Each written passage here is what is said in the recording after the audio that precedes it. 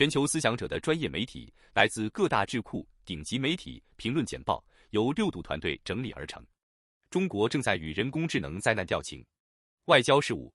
随着自动驾驶汽车事故、AI 语音克隆诈骗以及执法机构使用面部识别技术误认人员等问题在世界各地频繁发生，滥用人工智能已经成为常态。作为在开创新的 AI 能力方面发挥领导作用的国家，美国特别面临高风险的昂贵失败。美国企业和政府应当明智地加强自身的 AI 安全工作，许多立法者也正意识到这一点。然而，从切尔诺贝利到 COVID， 历史表明，灾难性风险最为严重的源于威权主义国家，他们更容易出现加剧最初错误或事故的系统性错误。中国对技术风险的轻率态度、政府的鲁莽野心以及北京对危机的管理不善，都与人工智能不断升级的危险形势发生冲突。美国可以采取多种政策措施来缓解这些风险。行业和政府可以在认识到中国所带来的严重威胁后，加强限制可轻易用于武器化的 AI 研究向中国的商业流动，包括通过利用合资企业和中国投资的技术转让策略。美国外交政策可以倡导建立全球人工智能安全标准。美国可以与国际社会协调合作，监测全球先进人工智能实验室可能存在的安全问题，并制定应对失败产生溢出影响的应急计划。此前已有先例，美国已经知道监测中国生物实验室、核反应堆和太空运营中危险行为引发事故的风险。但首要步骤是正确的优先考虑威胁。就像在冷战时期一样，军备竞赛和技术竞争可能引起很大关注，但安全风险同样值得关注，尤其是在威权主义国家。为了避免另一场类似切尔诺贝利的灾难，解决中国人工智能灾难风险应当置于议程的首要位置。为什么朝鲜公主永远不会戴王冠？纽约时报评论版。在过去的6个多月里，朝鲜领导人金正恩似乎让世界第一次窥见了他的私人生活。第一组照片展示了一个束发的女孩穿着红鞋，与金正恩手牵手围绕火星17型洲际弹道导弹漫步。后来，在武器科学家的庆典上，他凝视着金正恩的眼睛，在一次军事阅兵中亲切地拍打着他的肩膀。5月16日，这对夫妇穿着相配的实验室外套，检查一颗据称是间谍卫星的装置。自去年11月以来，朝鲜国家媒体已经多次发布了这些妇女照片，从发型到手套都经过了精心设计。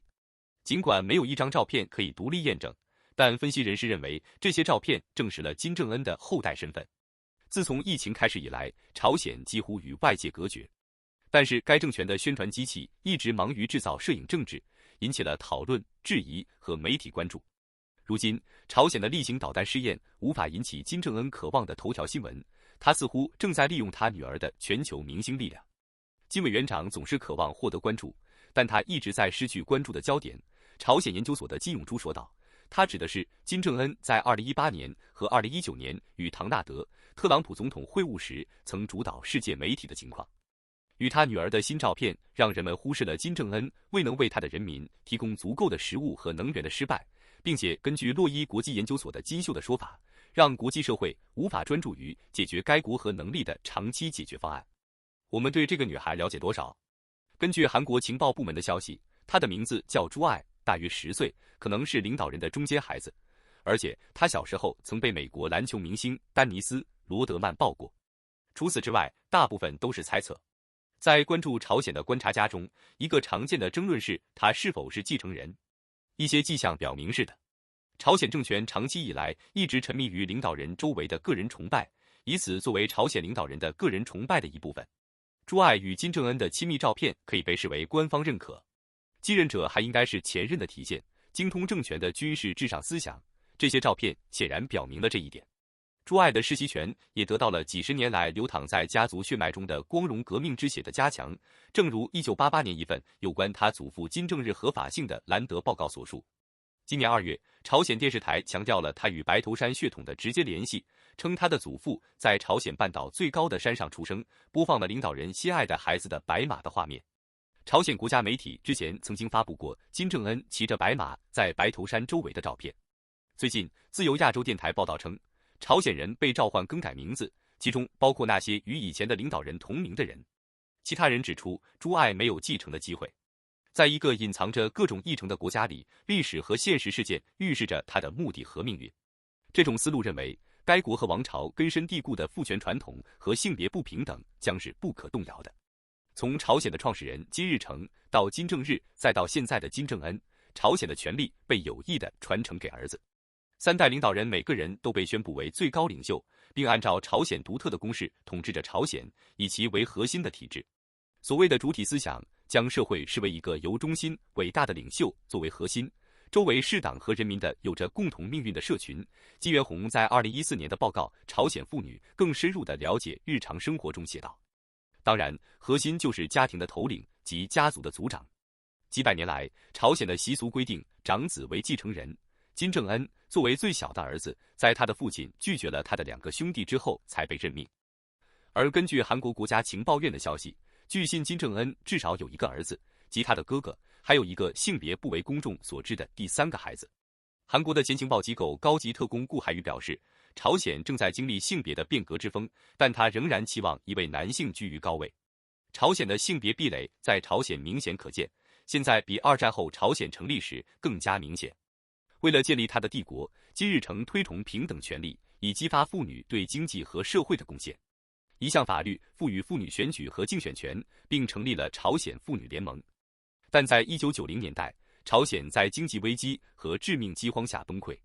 家庭只是依靠已婚妇女承担兼职工作和家庭主妇的双重角色才得以生存。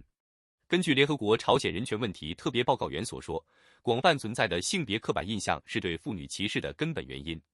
妇女被称为花朵，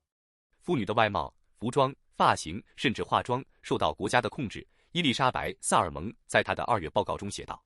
她说，性别暴力被视为常态，许多朝鲜妇女遭受性侵犯和强奸，特别是在完全不受制裁的有权势的男性手中。报告说，逃往韩国的人中有 72% 是女性。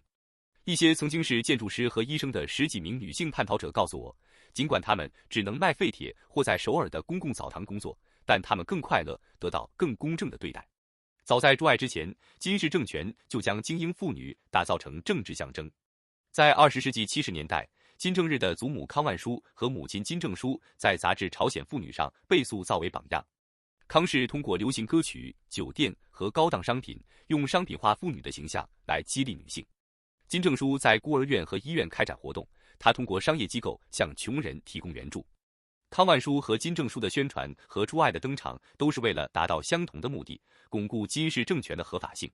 但是朱爱目前只是一个未知数，关于他未来的命运和朝鲜领导权的传承仍然是一个谜。无论如何，他的出现引发了人们对朝鲜政权的关注和推测，使得人们更加关注朝鲜的内政和未来走向。普京是否会在乌克兰使用核武器？心理学视角下的风险评估。外交事务。普京在乌克兰使用核武器的风险让西方政府应有所准备。普京的行为可能受到心理麻木效应和突出效应等认知偏见的影响。人们对个人生命非常关注，但对无名无面的集体命运则漠不关心，对大量人员死亡的影响也容易麻痹。一旦牺牲数量足够大，我们对同样悲剧的反感和愤怒可能会减弱，甚至完全消失。例如，2015年一张照片展示了溺水在土耳其海滩上的2岁叙利亚难民阿兰·库尔迪的遗体，这引起了全世界更多的愤慨和关注。而在此之前，叙利亚内战已经导致数十万人死亡，因此更多的死亡数量并不一定会加剧恐怖感，更不用说对发动战争或种族灭绝的施害者的愤怒了。同样，一个愿意冒核战争风险的领导者可能不会因大量人员伤亡而动摇。当超过对个人苦难的敏感度的低门槛时，这些数字可能不再影响决策。在关于突出效应和心理麻木的研究中，我们发现这些心理动力可能会影响普京的决策过程。但是，关于人们如何思考使用核武器的问题，心理学家了解的还不够。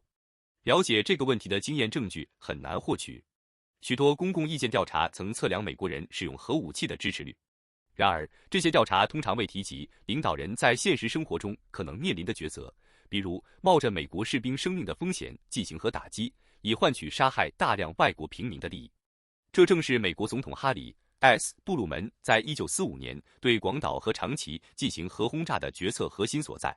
这种无法选择的权衡是突出效应和心理麻木大肆发展的决策环境。在一项启发性的2017年调查实验中，学者斯科特·萨根和本杰明·瓦伦蒂诺试图模拟当今美国人如何看待类似杜鲁门所面临的权衡。调查将受访者介绍给一个涉及美国与伊朗之间一场艰难的地面战争的假设情景。调查显示，如果战争继续下去，预计将有2万名美国军事人员丧生。然后被问及他们是否赞成对伊朗第2大城市发动核打击，以结束战争并保护美国军队的生命。调查对象被告知，此次打击可能导致10万名伊朗平民死亡。在第2个情景中，伊朗平民的预计死亡人数提高到200万。调查结果令人不安，超过一半的受访者支持使用核武器，而且与心理麻木效应一致，无论打击是否导致10万名伊朗平民死亡，结果并没有太大差异。受访者为了保护2万名美国军人的生命，愿意杀害数百万平民，这表明他们过分突出了国家安全的重要性，而对敌方平民的生命则不够突出。由我们其中一位斯洛维克合著的一项研究复制了萨根和瓦伦蒂诺的研究，并对参与者的世界观进行了更深入的调查。关于堕胎、死刑、枪支管制和移民的观点被合并为一个单一的定量度量，用于衡量一个人是否普遍支持对他们认为应该受到严厉惩罚的人采取惩罚性措施的程度。那些支持对冒犯或威胁他们的人采取惩罚性政策的人，例如在探测到胎儿心跳后禁止堕胎，而强奸或乱伦没有例外，他们更支持对伊朗平民进行核打击。后续调查增加了关于种族正义，包括关于黑人在刑事判决中面临的种族不平等的问题，通常导致黑人因同样犯罪行为而受到更严厉的判决和对地狱作为最终的惩罚的信仰的问题。那些支持6个或8个方式来惩罚或限制他人权利的人，他们批准对伊朗平民进行核打击的可能性几乎是那些反对这些惩罚方法的人的10倍。调查结果还显示，支持核升级的人具有一种道义正义感，他们倾向于相信伊朗受害者应得的命运，以及轰炸他们是合乎伦理的。这与几乎所有作恶者都相信自己的暴力行为是有道德的观念是一致的。当对敌人的暴力行为不仅被认为是正当的，而且被认为是有道德的时候，慎重使用武力或避免升级的门槛大大降低。目前无法准确评估俄罗斯在乌克兰使用核武器的可能性。然而，不确定性和不精确性并不等同于无知。心理学理论和证据以及战争的历史表明，西方国家必须提前做好应对升级的准备。他们现在应该权衡可能的应对措施，以应对可能的升级。这将是一个震惊但不应感到意外的情况。与假设存在对美国士兵的潜在风险的舆论调查不同，普京的脆弱性是真实且相当严重的。俄罗斯的损失已经惊人，远远超过许多美国公众成员认为值得使用核武器的2万名士兵的阈值。普京迄今为止还没有采取这一步骤，即使面对巨大的伤亡，这无疑是冷遇的安慰。他可能认为时间还在他这一边，即使是一场持久的非核战争消耗战，也会耗尽乌克兰的战争机器和其支持者。但他自恋的焦点集中在维持自己的权利上，可能会极大地缩小时间跨度。随着他的将军和雇佣兵继续内斗，他可能会冒更大的风险，以尽快结束战争。他是人类希望能够远离危险武器的人。香港需要摆脱内乱，迎接新时代。南华早报评论版：这些嫌疑人在被证明有罪之前都是无辜的，他们甚至还没有被起诉，但潜在的法律程序对他们的生活影响重大。许多人多年来一直在遵守保释要求，包括报告限制。他们的生活停滞不前，他们无法继续前进，发展职业，成为对社会有益的成员。香港抗议是领导人拒绝设定关闭警方调查的最后期限。是否起诉嫌疑人取决于多种因素，这可能取决于被指控罪行的严重性、证据的强度、被告人的个人情况以及他们再犯的可能性。最终，这是一个关乎公众利益的问题。被逮捕的大量人员和疫情的爆发导致这个过程变得很漫长。但在3月份，邵卫国表示，调查已经进入最后阶段。香港需要走出2019年的困境，同时警惕任何重演。尽快给那些涉及现在看来是旧的疑似罪行的人提供最后定论，这是做正义的一部分。这也将有助于该城市迎接新时代。没有人喜欢失败，但新的趋势是展示失败的光芒。国会山报观点。因此，科学家不会记录他们失败的实验或尝试复制其他科学家的结果，期刊也不倾向于发表这些内容。除非你有所发现，否则很难获得资助和吸引学生。结果就是重复努力和对边缘结果的偏见，因为科学家们追逐那些勉强超过噪音的微弱信号。失败是个人的，没有人喜欢失败，但科学竞争非常激烈，大多数的资金申请都会失败，大多数研究论文都会被拒绝。这种拒绝文化有一些严重的弊端。学术界的心理健康问题达到了历史最高水平，是普通人口的2倍。流失率很高，在追求学术科学职业的年轻人中，有一半会在5年后退出。科学家们将他们的简历打磨得光彩夺目，并填满了成就。然而，有一种小而令人耳目一新的趋势是展示失败的光芒。2016年，普林斯顿大学教授约翰内斯·豪斯霍费尔在网上公布了他的失败简历，上面列出了他不及格的每一门考试，每一个被拒绝的工作申请，每一个失败的项目，以及每一篇被拒绝发表的论文。令他惊讶的是，他迅速走红。其他科学家现在也将他们的办公室墙壁贴满了拒绝信，这也变得广为传播。失败终于成为了一种荣誉的象征。克里斯·伊姆皮是亚利桑那大学的天文学教授，